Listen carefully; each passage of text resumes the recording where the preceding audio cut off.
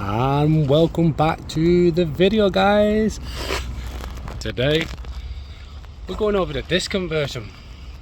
Now some people say you don't really need to do it, and I say fuck them. Now the reason I'm doing this, a couple of different reasons. I actually like the disc conversion and all the work that goes with it. I like the look of it, especially with the alloy wheels, and I think it looks far superior than the drums. That's one reason why I'm doing it. Two, obviously this car's going to get tracked as well, you know, put on a track. I think that'll help. So today what we're going to do is go over what you need and how you do it, and the little bits, you know, the stuff I got stuck on as well, because I have already done one side just to iron out any sort of issues. So watch how we get on with this video. I hope you do like it, I hope you subscribe, and let's get watching. Okay, so this is going to be everything for the rear disc conversion. So I'm just going to go over parts now. So as you can see, the shield here, I do have two of them. For that one we have that part number. For the other one is that one there. The discs I'm going to be using are the Brembo rear disc. Now I'll show you that one as well as that one as well, just because I'm not sure. The wheel bearing kit is this one here. I've gone with a cheap wheel bearing kit. The stub axles are from a Mark II Golf. 1 second. Again, there's a part number. I'm not sure which is the left and which is the right. I will show you just before I fit them. There's the other one. The two caliper carriers for the rear. Again, 43. I think these are the same. Yeah, so these are the same. So doesn't matter. Mark IV Golf and other various models. So there is a few things that are missing currently. We're missing the adapter, which is on order, which should come tomorrow or the day after.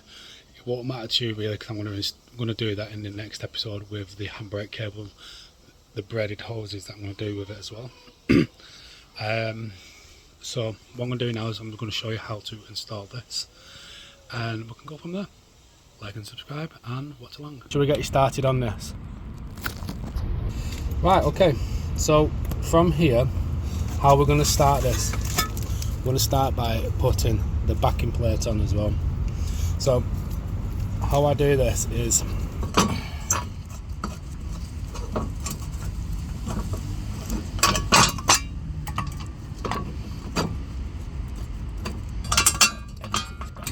Pardon? I said, don't know, I'm only joking. We'll do this one. Oh yeah.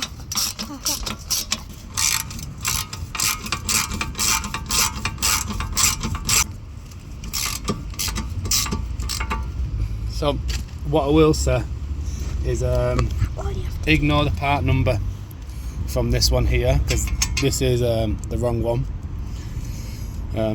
It's not the right part number, so that's mainly for the driver's side.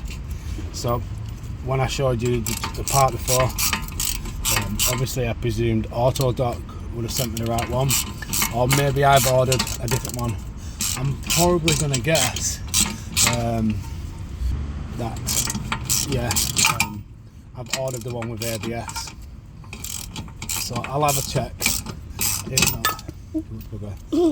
If not, they've so it's definitely a 15, because that's slipping. So I possibly think that I've I've ordered the wrong one or they've sent me the wrong one. Either way now, pretty much ruined it, so by crushing the middle part. Are those nuts? And my brain's gone blank. So next thing I'm going to do is add the disc and the bearings. So is that the disc? Oh, bearing.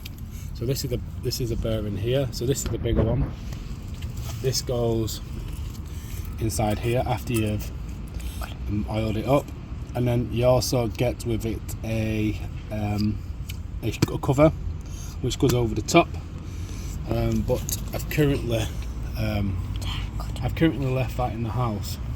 So once you've done that one, obviously greased it up, you'll do the inner one here,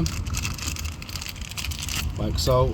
I'm going to fit it dead quick just so you can see, but obviously bear in mind that. Where's the grease? So it's going to fit something like that, and then obviously that will spin around like so.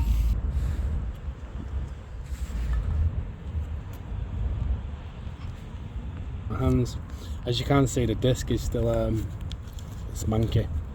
So what I'm going to do in a second is I'm going to use some cleaner.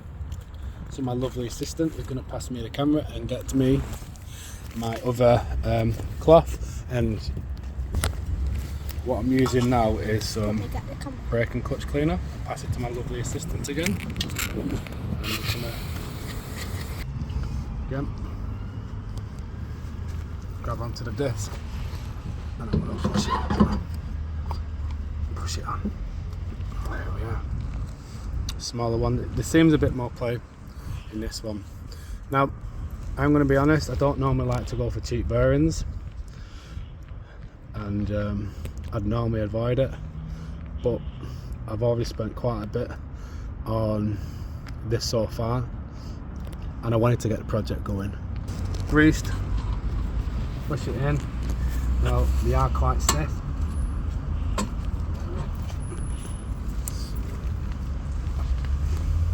From here we're going to install this, and as you can see it's got a little bit of a lip here, and that goes on this one down. From there the nut goes on, and how I'm going to do this is I'm going to really tighten it up, like over tighten it in a sense, and what that'll do is that'll help us push the disc a bit further back. Then I'll obviously back it off. From here, where are we? Right, so I'm just going to tighten it up a bit so it's snug, like not. As soon as it's giving me a bit of excess strength into it, it's not moving now. That's probably about as tight as I'm going to get it, and as you can see, it does move, but it does require a little bit of force. Back it off a little bit. There we are. Attach this one here. Make sure you can get your pin through. And what I'm going to do is give it a bit of a bash.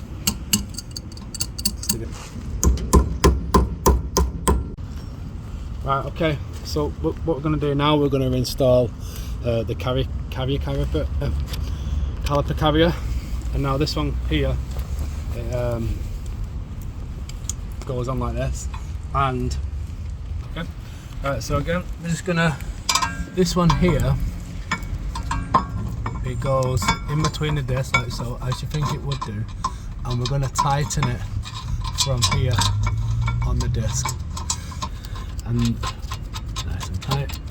So there's a couple of different reasons why. I am going to put some thread locker on it. Right, so now what we're going to do is install the brake pads. Again, quite simple pads to install.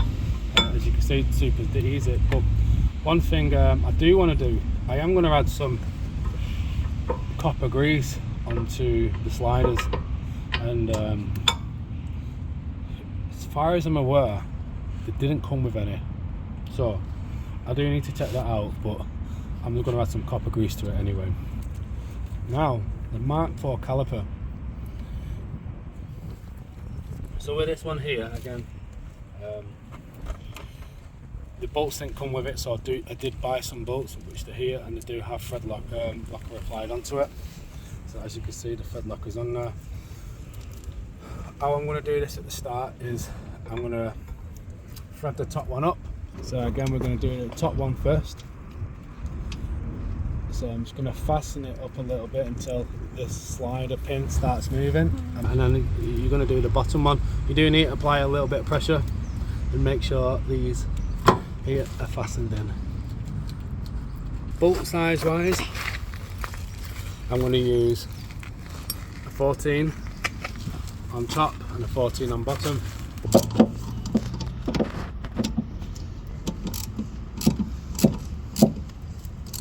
Right, so as you can see, it's all running smooth. As you could probably tell from now, I've not attached the handbrake cable, and I've not attached the brake hoses, and there's a reason for that. Yeah, right, so as you can see, it's not a very hard job really. Yeah, it wasn't a very hard job.